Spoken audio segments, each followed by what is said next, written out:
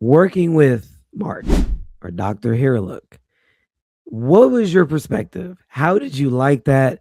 With him being your partner, what are your thoughts about him in his role and how you guys worked together? Mark is phenomenal, absolutely phenomenal. I learned so much from him as an actor and as a person. He has such a wonderful heart and he is so kind. He was just so present in every single scene, and shooting all those scenes with him, especially the emotional ones. I mean, I had moments where I cried. I cried. No, like Mark really brought the best out of me. And so I think, and I think vice versa. And I think that's why the scenes are doing so well the entire live action. And so yeah, he just brought a groundedness, and a kindness to the room, and warmth as well on set. Mark is truly, he's so amazing. He is honestly so amazing, and had so much fun working with him. And in his role, I don't think anyone could have done a better job. Mark was he's perfect for the Mhm. perfect. I remember seeing him and I'm like, no way. Like, this is, first off, he was made for that role because your last name alone is here. Dude, Yeah.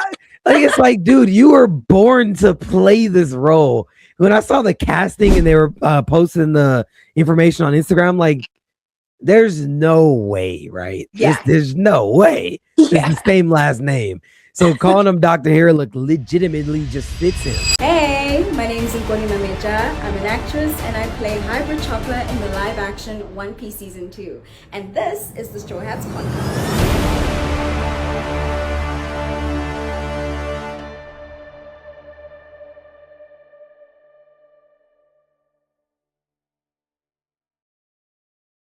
Welcome back, guys, to the Strawhat Podcast.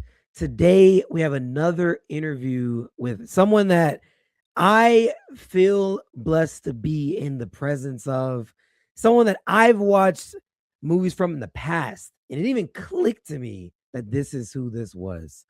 But she joined us today, and we are going to take all the time that we need to, not too much time. We're going to take the time that we need to really highlight her and her acting career and the role that she plays in season 2 of the live action. This is my friend N'Kone. And you can go ahead and take a time to say hi. How are you doing? Appreciate you joining us on the podcast. Oh man, thank you so much. Hi everyone. This is such a huge honor to be sitting here and chatting with you guys and chatting with you, Rion. It's really special. Thank you so much for having me. Absolutely. Absolutely. Oh man, there's so much I want to talk about. I'm gonna condense it down because this is a good vibe. You're smiling. I can tell you got good energy, so this is gonna be fun. First off, before we get super into the depths of things, can we talk about your acting background? Like, when did it start? When did you know you wanted to be an actress? Kind of run me through that just briefly.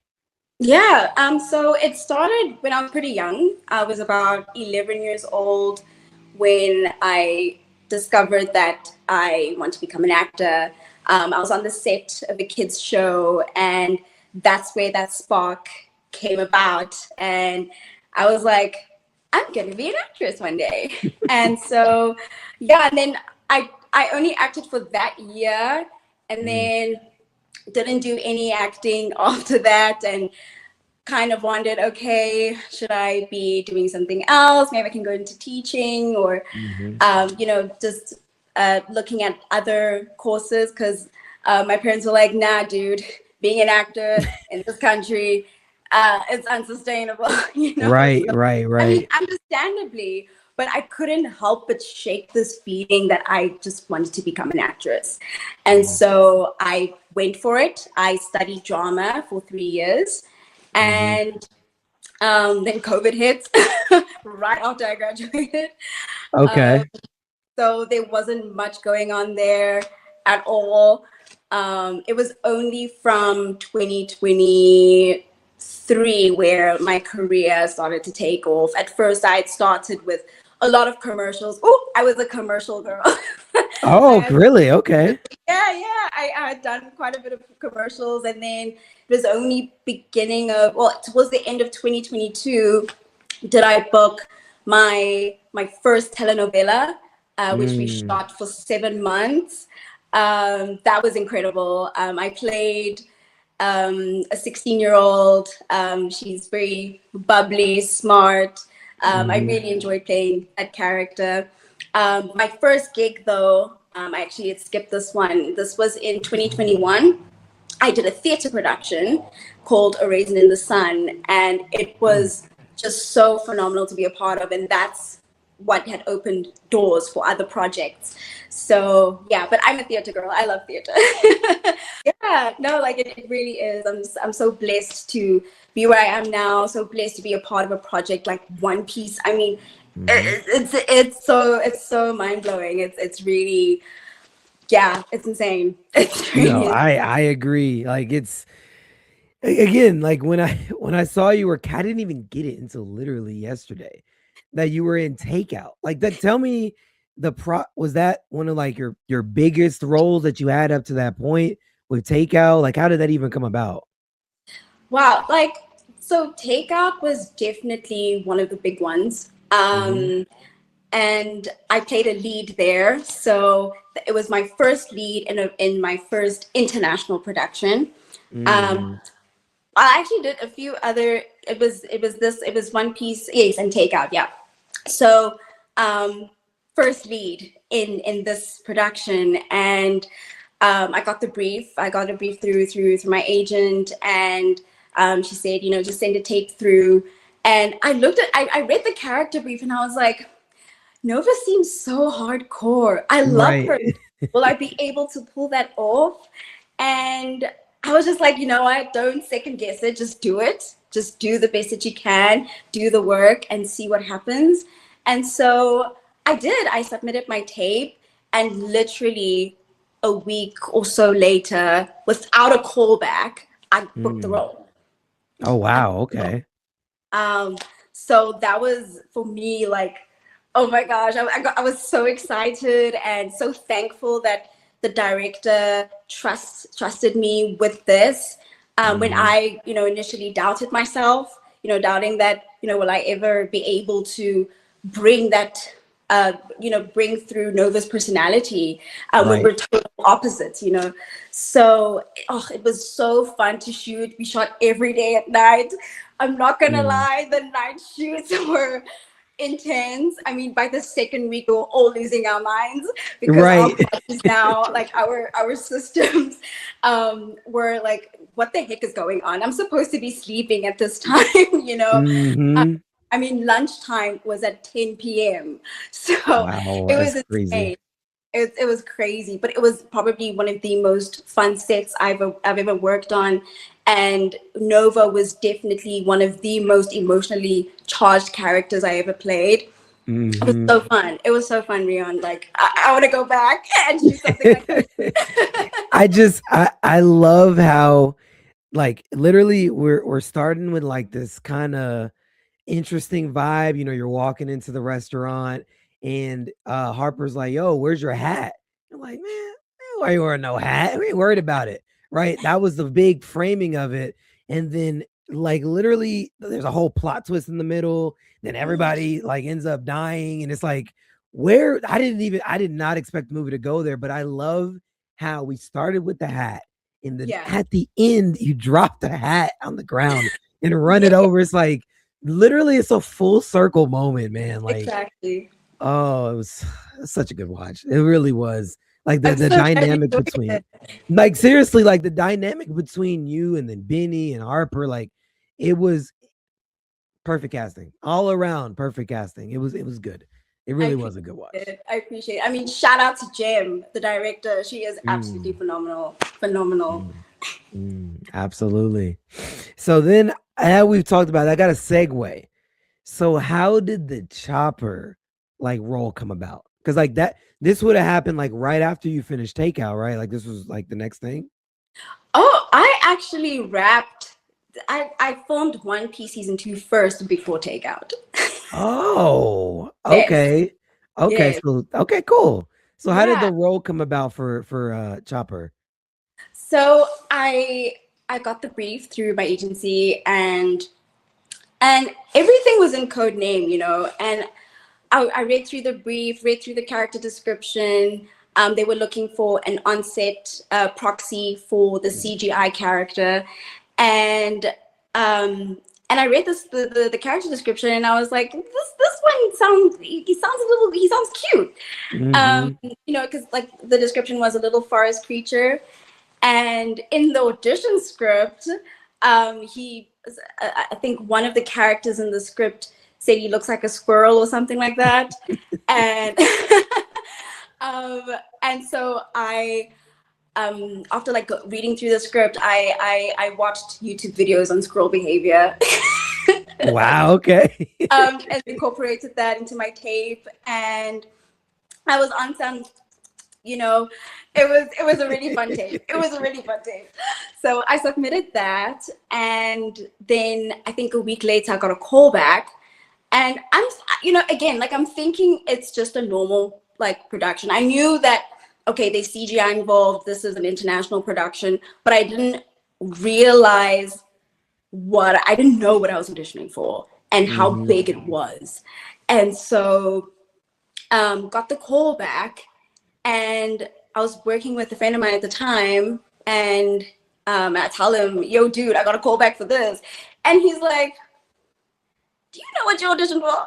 I'm like, no, not quite. No, I auditioned for this project, the code name, And he's like, dude, that's One Piece. I was like, I'm sorry, say what now?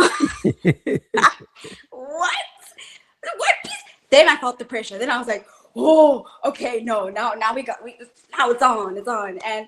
And he said, okay, let's look at the character description. Who are you auditioning for? I'm like, I have no idea. I'm not familiar with the One Piece world and the characters. And so he's like, no, let's read it together. So we read the character description, and he's like, dude, this is Chopper. I'm like, okay, who's Chopper? Okay, we Google the character. And then I'm like, oh, okay, I've seen this character here and there. He's so adorable. Okay, Hmm. cool. But I'm like, wait, this is Chopper, Tony Chopper, That's the right. Tony Chopper, a beloved character in the One Piece world.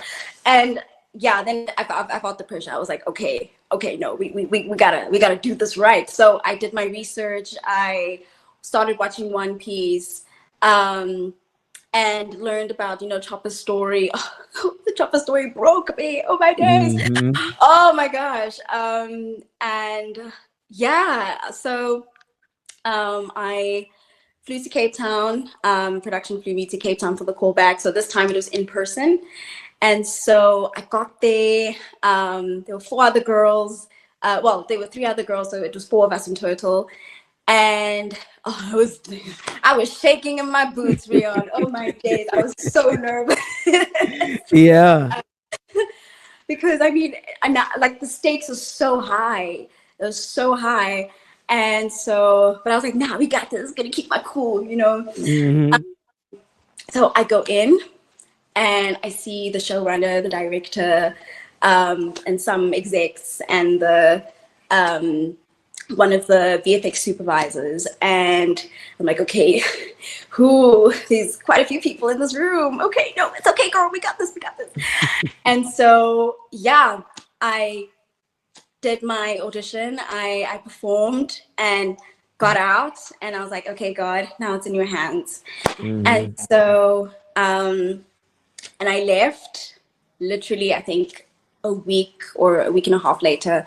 My agent calls, and she's like, hey, where are you? I'm like, no, I'm outside.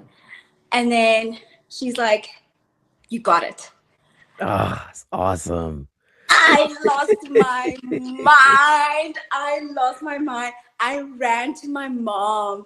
I was like, Mom, I got it. Oh my gosh, now I'm getting emotional. I was like, Mom, I got it. I had no idea that I was gonna get it. So yeah, it was so exciting, so overwhelming all at the same time. But but also this is so filled with gratitude, Mhm. seeing that you know that I my I'm living in my answered prayers because Mm. um, I've always wanted to work on a production on this scale one day, but I didn't think it was going to happen so soon, and it did, and Mhm. it's just so fulfilling, and I'm so grateful. I am so grateful. Yeah. I mean, I there's so many moments like in this I'll say this, right? I am a huge fan of the live action. Season 1 was amazing, season 2 was even better, which season 1 was already a 10 out of 10. Season 2, I don't know how you get better than 10 out of 10, but it was done. But one of the best arcs in my opinion in One Piece, like when you're first like fresh in the Grand Line, Mm. is Drum Island, right before you get to Alabasta. Yeah, And I was waiting to see like key moments as far as how it went and how actors were going to play out. And really, one of the biggest things I was looking forward to was seeing how they did Chopper too.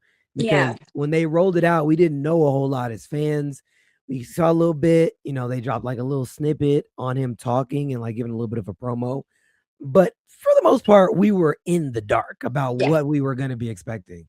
So getting to see the reveal and, everything that was involved in bringing him to life was great. But knowing that you were back there doing everything on set, on the proxy and even to that point as well, which I wanted to get to, but I'll go ahead and get to it here now. Mark, who was playing Dr. Hirlook, he gave so many kind words, right? So much and great stuff to say about you because I know y'all worked a lot closely together, and he acted off of you because you were there, as his partner. I looked around in my memorabilia. So tell me if you can see this. Wow, yes. This is a fantastic actress, N'Kone, from Johannesburg.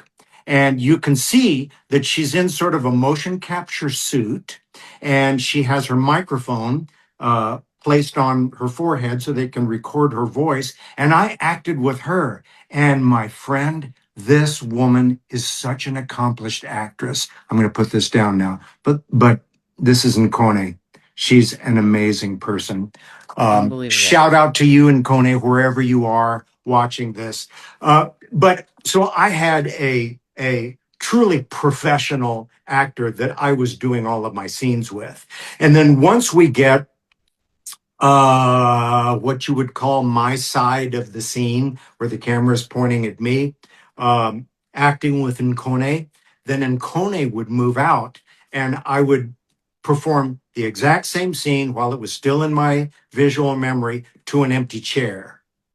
And she would be speaking off camera. So I'd still be acting with her dialogue wise, but I would be looking at the chair. And since we had just done the scene, I knew where to place my visual focus. And then they had a doll that was the exact size of, and sometimes just a rough outline of what Tony Chopper looks like. And then any physical action I would do with the doll. And that's what they flip in at the last minute with the CGI.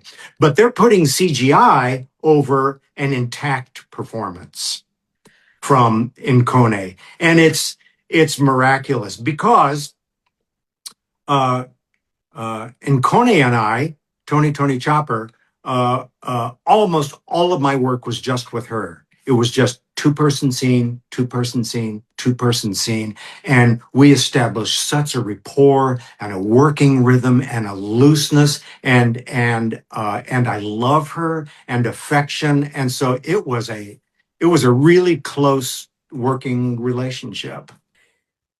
I have so many questions I want to ask about that. But before I get into Mark on what he said, right?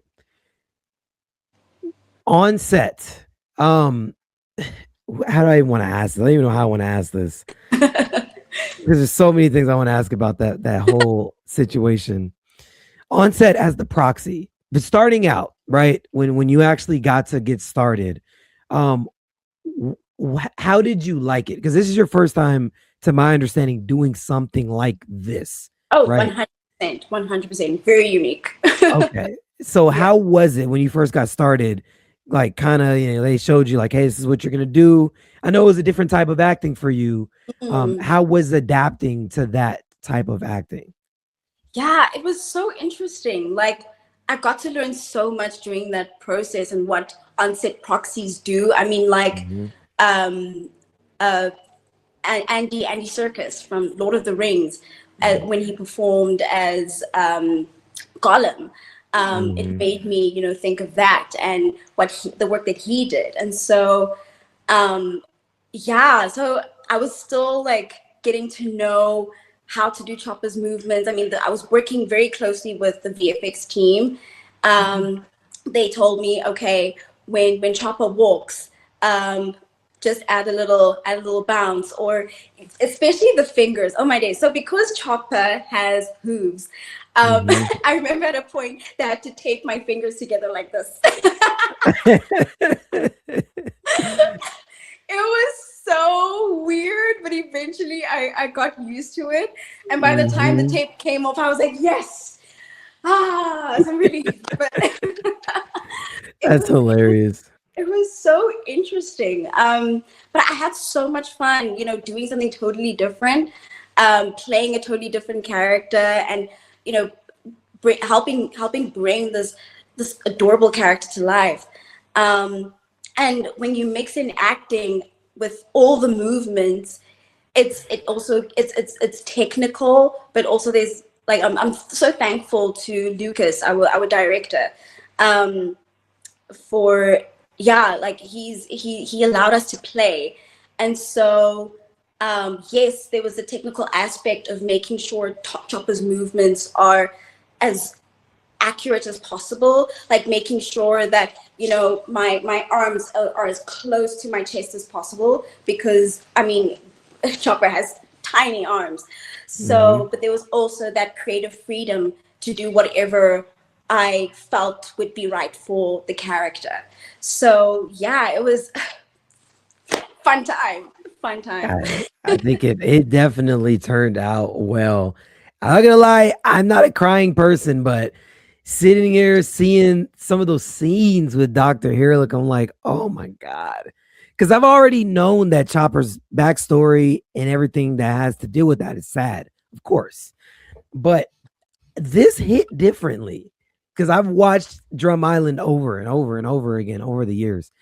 And I'm not numb to it, but like it was sad initially, but like as I watch it over, the same backstory is not gonna hit me the same way as I keep going. This was different. This was different. This was different. I'm like, yo, I'm feeling like I'm watching this for the first time. Like I've watched Drum Island like 5, 6 times, but in the past. But man, so let me ask this: working with Mark or Dr. Hirlook, what was your perspective? How did you like that? With him being your partner, what are your thoughts about him in his role and how you guys worked together? Mark is phenomenal. I'll say that. I'll say that. Like, Mark is absolutely phenomenal. I learned so much from him as an actor and as a person. I mean, he is incredible all round as an actor and as a person. He has such a wonderful heart, and he is so kind. He was just so present in every single scene, and shooting all those scenes with him, especially the emotional ones. I mean, I had moments where I cried. I cried.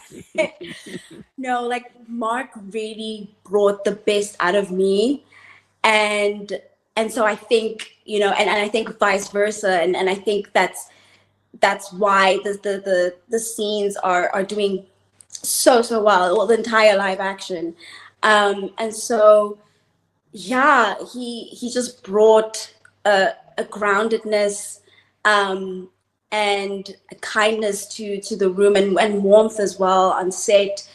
Mark is truly, he's so amazing. He is honestly so amazing, and had so much fun working with him.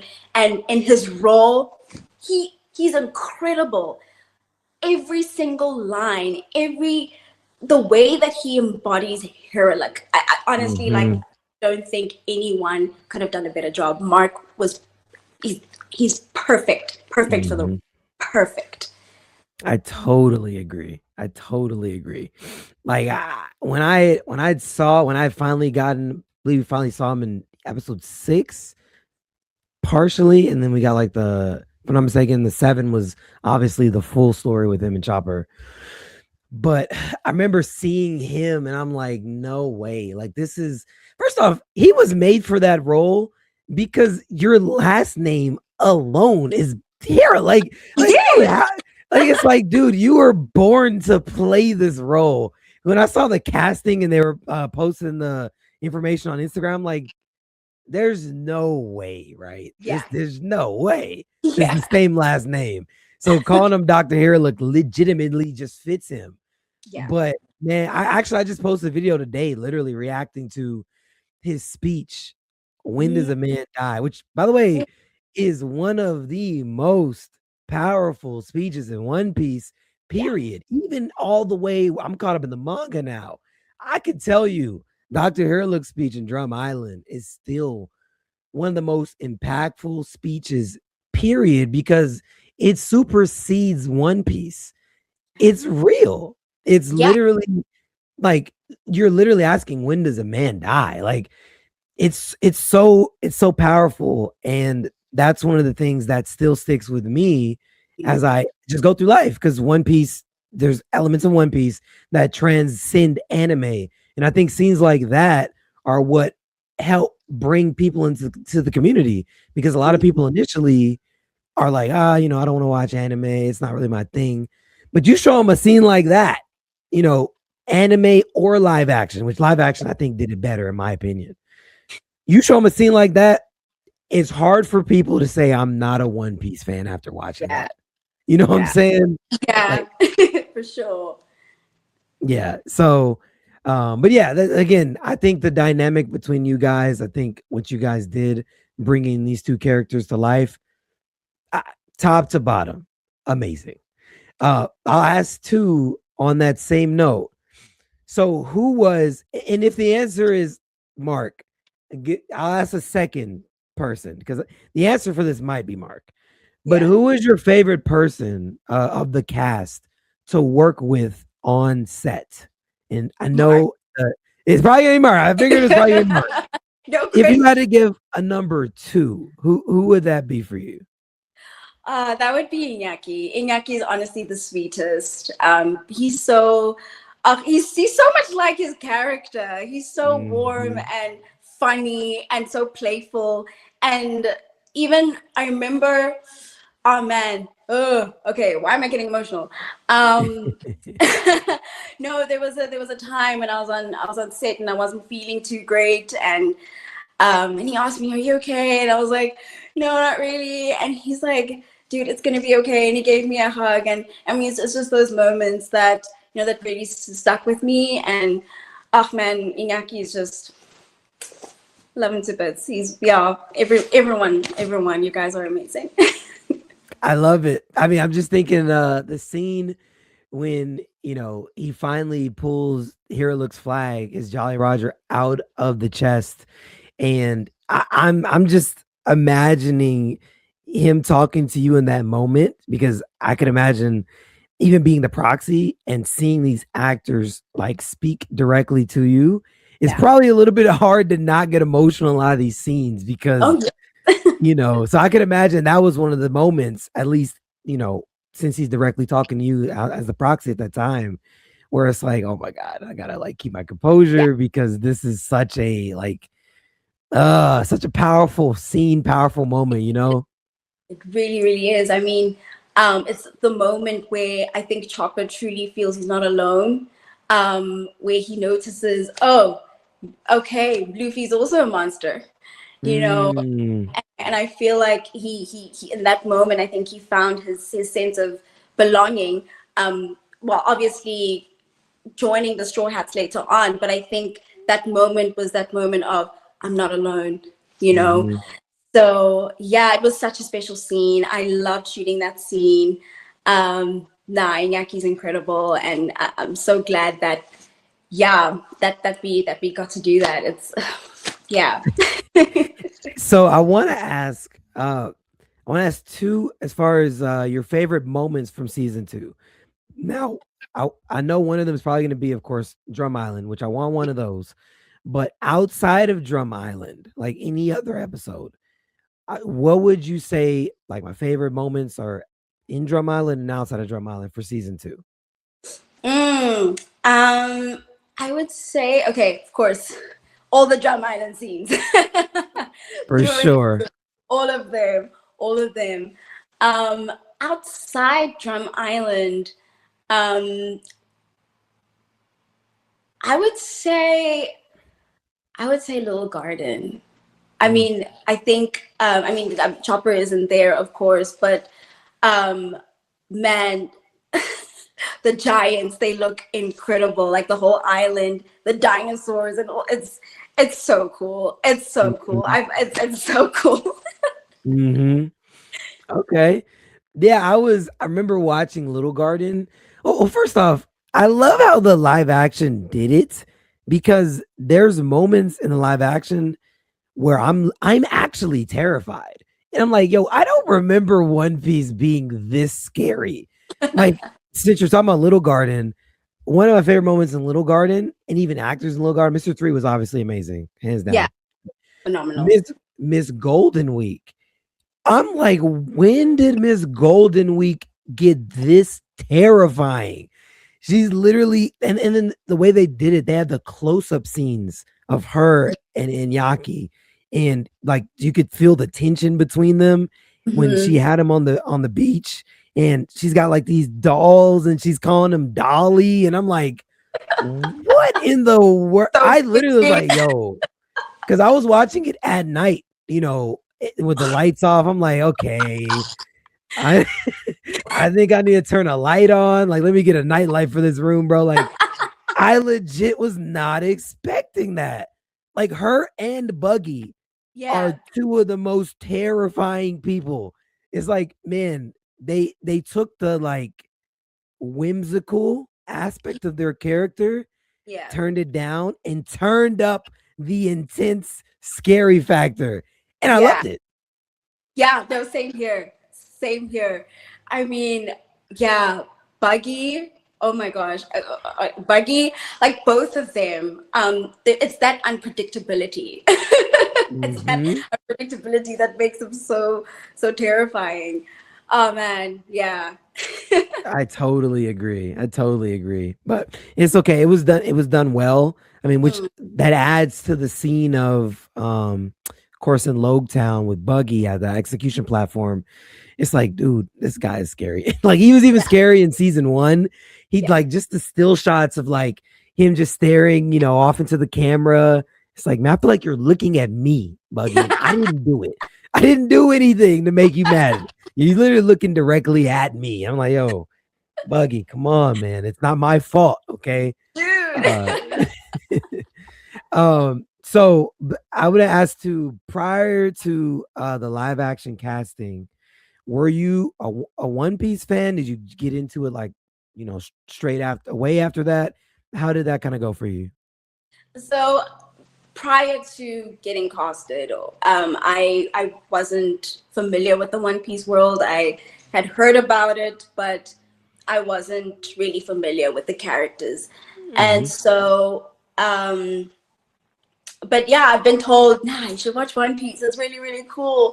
And I'm like, 1,000 episodes, I think I'm good. That's cool, but 1,000, I mean, that's a commitment. Right. So yeah, and then when I got the call back and found out it was for One Piece, I was like, oh dang, okay, we gotta get into it now. And so, like I mentioned, I did my research and then I started watching One Piece from there. And I mean, I'm not gonna lie, like honestly, at the beginning, it was dragging a little bit. I was like, okay, okay, I'm here. Like, what's going on? What's happening? Mhm.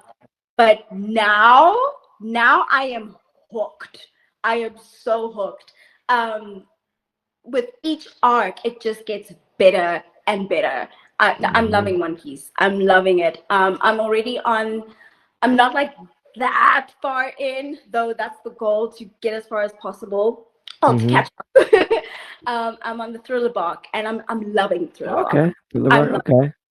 Okay. So then you just finished Peak. You just left Innie's lobby. So you just saw some of the best moments in One Piece. Oh yes, Yeah. His lobby had me at the edge of my seat, dude. Like, yo, I was just like, I would tell myself, okay, just one more episode, Hmm. comes 5 more episodes. Hmm. Quickly. So Yeah, it was so exactly. good. It was so good. The CP9 group, Hmm. they had me terrified. I did not like them. I Yeah. was like, oh no, y'all are annoying me. Y'all are scary, but no, like, stop. How did you feel about that reveal that they were traders in Water 7? That was one of the craziest things I've ever seen. I lost my mind, Rion. I was like, what the fuck? What do you mean? Like the shipwright. Hmm. I mean, I forgot his name now. The guy with the long nose. Um, Oh, Kaku, yeah. yeah. He seemed so nice. Like, I was like, oh, I like this dude. He's cool. And Yeah. then villain. What? Hmm. Oh heck no. Hmm. I love it. I love the twists and turns. It's insane. The writing is phenomenal. I love it. Awesome, man. Awesome. So, okay, since we're talking about the anime at this point, if you Mhm. had to rate top 5 characters, just in One Piece in general, it could be Straw Hats or not, up to this point, I'm so curious, and it's okay if you put Chopper at 1. I'm almost expecting you to put Chopper at 1. I don't know if that's actually your answer, but if you do, Oh that's yes, cool. 100%. Chopper's number one. Okay. That's perfectly acceptable. Okay. So who would the other ones be for you? Just characters, if it's Straw Hats or not? Okay, so Chopper number one. I would say Nika Robin. Nika Robin is really cool. Ooh. I like her a lot. And then number 3, who would I put number 3? Okay, at the moment it's just the Straw Hats that are coming to mind. Okay, that's fine. So I would put Nami. No, Okay. actually Zoro. No, Zoro. Zoro and his fighting style. Listen, so cool. Mhm. Zoro's very cool. And then Nami, Sanji, Usopp. Oh, you said top 5. I named all 6 for now. That's okay. Yeah, that's fine. Okay, cool. Yeah. I mean, it's not a bad list. Yeah. Who's your top 5? Just One Piece characters in general, right? Or Yeah. Straw Hats. Okay. It doesn't matter. It's Straw Hats, non-Straw Hats. Okay. Let's see. So my ultimate favorite character in One Piece is Nami. Okay. Hands down. And I think the thing about Nami is I'm a big like lightning fan. Like anything with electricity, characters like the Demon Slayer, Zenitsu, like I am just a lightning fan.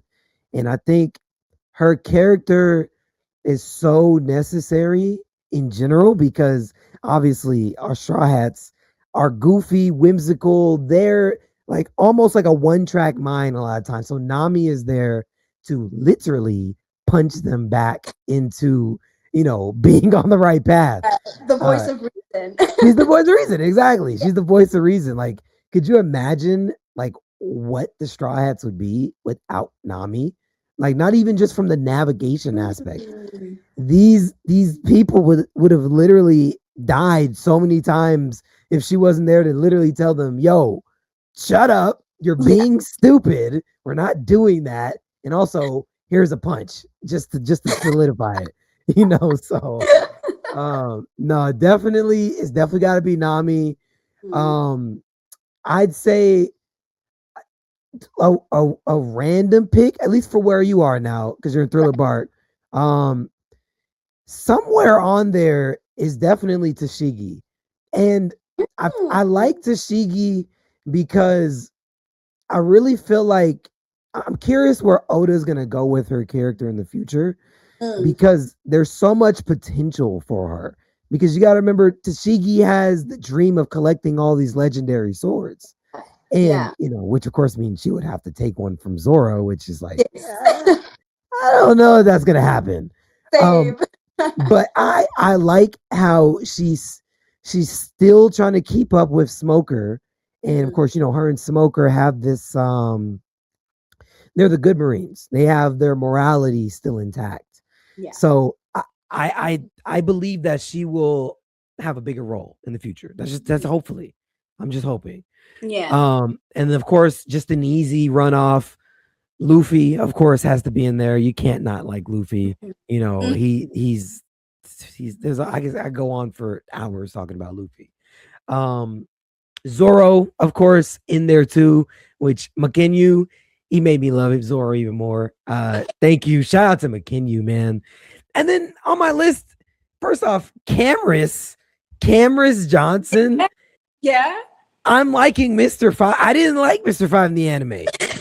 The aura on camera, like some of these characters we don't talk about enough in the live action. Camrys was amazing. I'm looking at the fight scene, the candle scene in Little Garden. He's flipping the gun around, clashing with Zoro's swords. I'm like, oh my God, this is like the coolest thing I've ever seen in my life. Like, why are we not talking about this more? You know, like, and he seems like a vibe. I'd imagine you should probably know more. He is a vibe. Nah, Cameras is so cool. He is so cool. And duh, like he played Mr. Five so well. The aura. Oh my days. Yes. Facts. Because I've seen like even like behind the scenes stuff.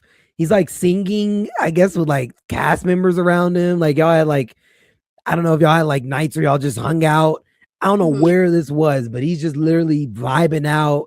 Or actually, it had to be cast members because there was a video with Camera singing and Mr. 3 was like doing karaoke or something. It's like, man, I just want to hang out with you guys, man. Like, literally, it just seems like everyone on the cast has this bond. Whether y'all acted together in that arc or not, it's just this bond of like, whoa, we're a part of the One Piece, which is part of One Piece. So we love each other and on and off camera. And is that a good characterization? It seems like that's the case. Yeah, no, for sure. Like even outside of work, everyone is just so like everyone's a family. And it's so special. It's so beautiful. Yeah, I mean, what a privilege, really. Yeah. Absolutely. Well, man, N'Kone, thank you. This was great. I mean, I am still trying to process the fact that I'm actually having this conversation with you because this is a big deal. Like seriously, like watching you act on in Takeout and then seeing the behind the scenes of you bringing Chopper to life. It is seriously an honor. Like I've been a huge One Piece fan for forever, so this is a big deal to me. It really is. Getting to do this is it's special. And I hope that everyone that watches it feels the same way and understands like how much it means to us that you brought this character to life. Seriously, amazing job. Thank you so much. I couldn't have done this without the VFX team, Michaela Hoover, Gavin. Sure, yeah. You know, it's teamwork.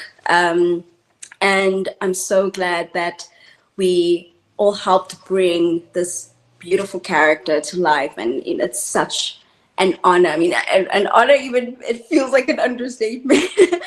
But I'm so grateful to be a part of this and to be one of the people that's bringing this character to life. And Rion, you are just absolutely amazing. Thank you so much for your time and thank you so much for having me on the show. It's an honor to speak with you about One Piece and truly, like, thank you so much. For sure, for sure. So I want to, before we wrap, just tell people where to at least find you on social so they can follow you. I know you have a YouTube page as well. Where can people find you online to go ahead and drop you a follow and support you along your acting journey? I appreciate that. Yeah, so my Instagram handle is NMS underscore MAMETJA. I know it's a little bit of a mouthful, but it's underscore, it's at NMS underscore Mametja. So that's my last name. And then my YouTube, it's N'Kone Mametja. And and then my TikTok is at N'Kone Mametja. There's just no N there. It's just KONE Mametja. So yeah. Awesome, man. Okay, guys. Well, this has been the interview with the on-set proxy chopper N'Kone. Thank you guys for watching. Thank you again, N'Kone, for being here and being a part of this conversation. Don't forget to drop a like and go follow her on her socials to keep updated with everything that she has acting wise. And we'll see you guys in the next episode.